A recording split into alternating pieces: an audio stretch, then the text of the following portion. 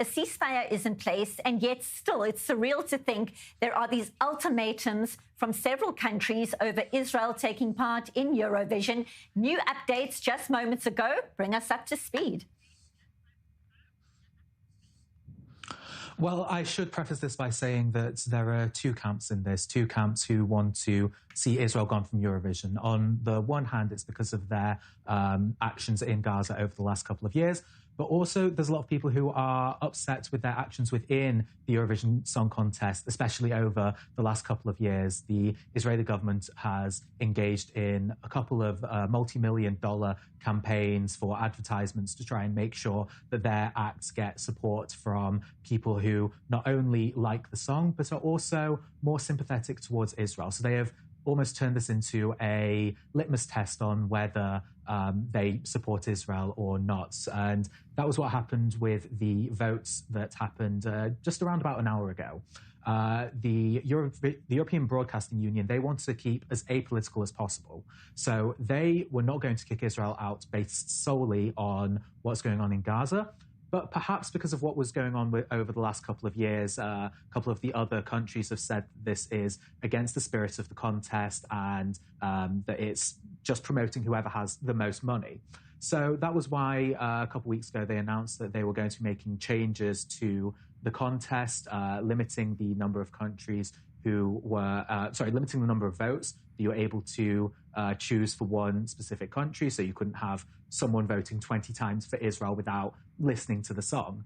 And the deal that the EBU, the runners of Eurovision, put together was that if this vote passes, then there will not be any vote on whether Israel should participate in Eurovision. However, if it doesn't pass, then there will be another vote that would have been held tomorrow.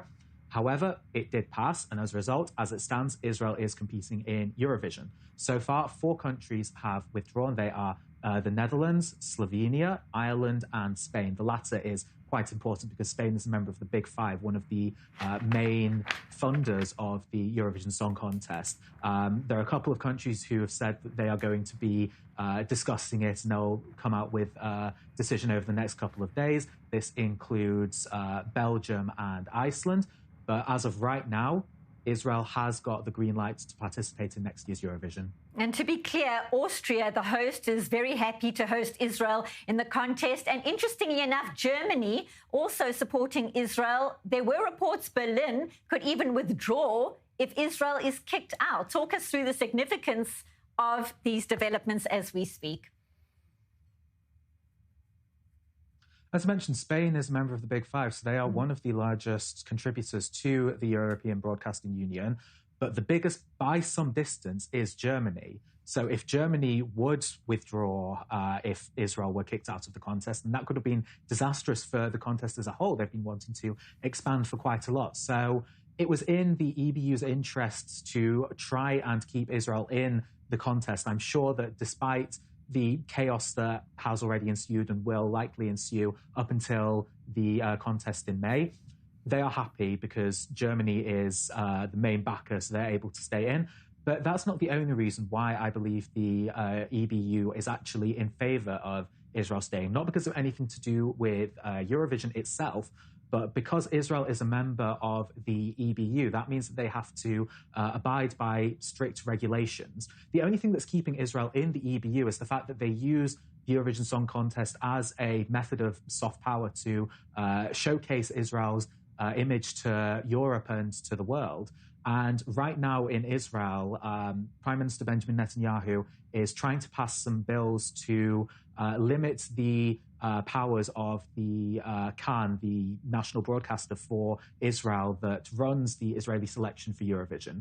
Now, if Khan was to leave the EBU, if Israel was kicked out of Eurovision, then that would give Netanyahu the green light to pass whatever he wants. And critics have said that this would make Khan less reliable as a news broadcaster, and it would be dangerous to the democracy of the Israeli media.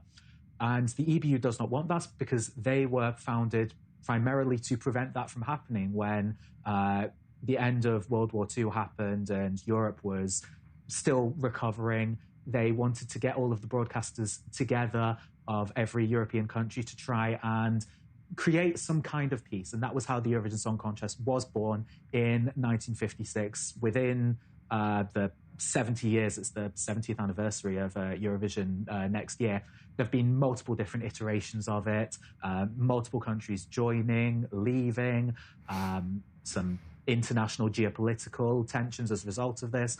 But it's important for Israel to stay in because this is how they present to the world their case, to show that they are a vibrant country with a vast range of culture in it. So beneficial to Israel, beneficial to the EBU.